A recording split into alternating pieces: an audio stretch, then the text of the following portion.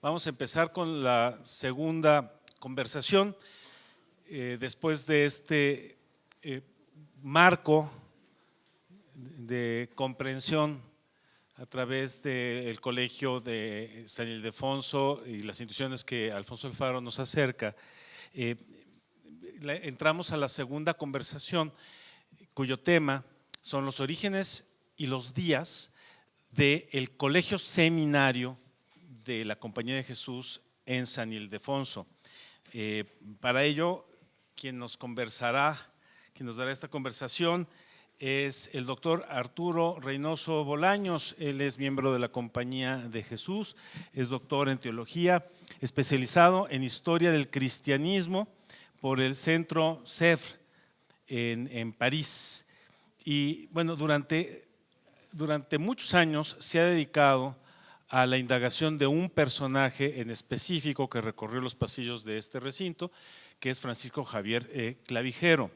Y yo ahí también, para no extenderme, igual que no lo quise hacer con Alfonso a petición de este último, el libro de Arturo Reynoso, que es Francisco Javier Clavijero, El aliento del espíritu, ha sido un volumen muy comentado por especialistas, por estudiosos del tema, una excelente edición del Fondo de Cultura Económica, con sellos de Artes de México, de la Universidad Iberoamericana misma. Y esta edición, este libro, con mucho gusto me da compartir con ustedes, comunicarles que recibió el premio al Arte Editorial 2018 por la excelente edición en la categoría de biografías y memoria, este premio que otorga la Cámara Nacional de la Industria Editorial Mexicana, la CANIEM.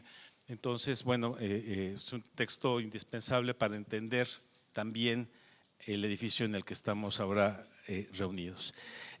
Actualmente, Arturo Reynoso, después de haber terminado su ciclo como director del Departamento de Filosofía y Estudios Sociales de la Universidad ITESO en Guadalajara, está ahora abocado a abrir una línea de investigación de la Compañía de Jesús en el siglo XIX y siglos XX, que son dos espacios que poco se han investigado por parte de los propios jesuitas sobre lo acontecido en la misma Compañía de Jesús en estas tierras. Entonces, adelante, Arturo, muchas gracias por haber aceptado la invitación a esta conversación y comenzamos. Gracias por haber aceptado. Gracias, buenas tardes.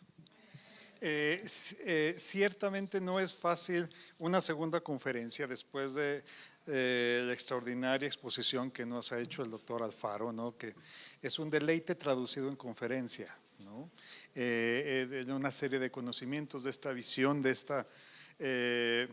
este marco fundamental para comprender grandes procesos, no de 5, de 10 años, de 20 años, sino procesos que son centenarios, ¿no?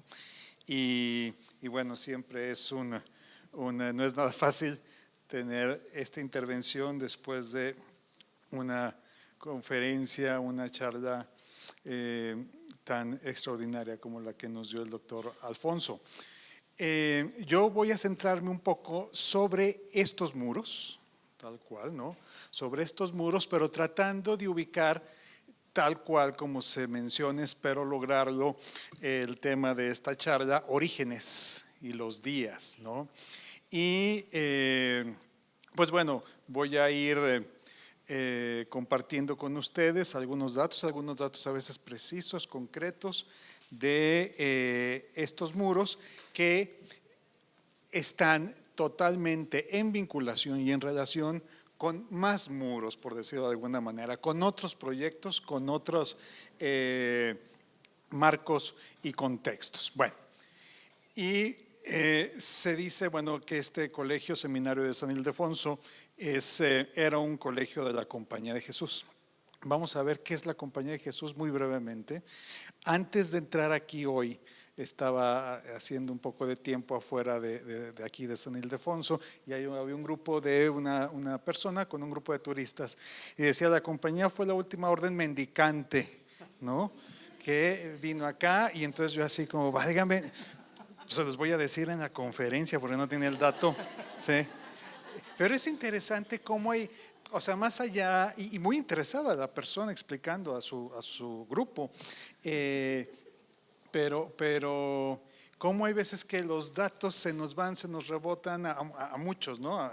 Espero que no se me reboten ahorita, ¿sí? Por eso los escribí. Bueno, miren, la Compañía de Jesús, según su acta fundacional, su acta constitutiva, conocida como Fórmula del Instituto en la jerga jesuítica, se había fundado ¿para qué? Ante todo para atender principalmente, dice, al provecho de las almas en la vida y doctrina cristiana y para la propagación de la fe. Con el fin de atender, evidentemente, con la gracia divina, tanto a la salvación y perfección propias, como para ayudar a la salvación y perfección de las de los prójimos, ¿no? Eso está en el acta fundacional y en sus constituciones. Acorde con esta finalidad, se determinó que la formación académica en los colegios y universidades a cargo de la compañía sirviera, como se señala en las constituciones de la orden, para ayudar a más conocer y servir al Creador y ayudar a los prójimos. Para eso es la formación, ¿no? Ahora bien, para encaminarse a ese propósito, no bastaba con ser un buen ejemplo de vida para los otros, sino que además, dicen las constituciones, era necesario, literalmente, procurar el edificio de las letras y el modo de usar de ellas, ¿no? Si bien este objetivo de los estudios parecía estar solamente en función de quienes deseaban ser miembros de la orden, también contemplaba a aquellos estudiantes que no pretendían tal estado de vida, como la mayoría de los que vivía aquí de entrada, pero que también se deseaba para ellos el provecho de su ánima y que adquirieran las costumbres dignas del cristiano, ¿no? Así está estipulado. De ahí que la formación que los jesuitas comenzaron a ofrecer tanto a los suyos como a los externos contempló la dimensión apostólica como base, eje y finalidad, ¿no? Es decir, el ejercicio de la inteligencia desde una sólida formación espiritual y académica en vistas de ofrecer el mejor servicio al otro y la mayor alabanza del Creador, ¿no? Así se contempló desde el primer proyecto para constituir en 1540 una casa en París, un colegio, ¿no?, en la que vivirían jóvenes con aspiraciones de unirse al grupo encabezado por Ignacio, lo interno, y que irían a tomar clases a la Universidad de París. Y también así se contempló desde el internado de niños y jóvenes que en 1543 en Goa, en la India, Francisco Javier aceptó que dirigieran los de la compañía. Tanto para internos como para externos tienen este marco expuesto en la constitución de la compañía y en su acta fundacional, ¿no? Téngase en cuenta que por el tiempo que en la Compañía de Jesús se estableció, en Europa ya existían en torno a las universidades estas residencias de estudiantes, colegios como residencias de estudiantes, que iban agrupados a veces por nacionalidades, ¿no? El Colegio de los Españoles, en fin. Y a estos colegios también se les llamó seminarios, no confundir con el seminario tridentino, ¿no?, que es distinto, y se localizaban muy cerca de las universidades, ¿no?, de la Sorbona, de la Universidad de Alcalá, de Salamanca. Cuando los jesuitas ya establecieron su colegio, estaban estos colegios cerca del Colegio Romano, que se erigió en 1551. En México, a estos centros también se les llamó seminarios, colegios seminarios o simplemente colegios. Por eso a veces hay confusiones. Colegio, colegio, seminario, seminario, San Ildefonso es colegio, colegio, seminario, seminario, ¿qué es? ¿No? Bueno, ahorita vamos a ver qué es, ¿sí?, o qué era. En el caso de la compañía, los jesuitas fueron estableciendo colegios en los que se impartían cursos, como el Colegio Máximo que está contra esquina, ¿no?, y colegios seminarios en los que residían los alumnos que iban a pasar sus clases en el colegio jesuita, ¿no? esto era un colegio seminario desde sus orígenes, ¿no? Los jesuitas, sabemos, llegaron a las tierras novohispanas en 1572, no eran mendicantes, ¿no? Son 15 religiosos bajo el superiorato del padre Pedro Sánchez, el cual traía instrucción precisa de su superior general, Francisco de Borja, ¿no? Después San Francisco de Borja, de no ofrecer, dice el término, escuelas, por lo menos en 2 años. Quiere decir de no ofrecer clases como tal, ¿no? Con base en esta indicación, Sánchez efectivamente no ofertó cursos académicos, ¿no? Lo cual hizo en cuanto se cumplieron los 2 años, ¿no? Sí. Pero sí fomentó la creación de un internado para estudiantes, un colegio seminario, sin el cual, como después diría Alegre, no podía sacarse el mayor fruto de las escuelas, de las clases, ¿no? Relacionado con lo que decía el doctor Alfaro, una cosa eran las clases, pero ¿con qué se saca mayor fruto? O se complementa con lo extracurricular. ¿Sí?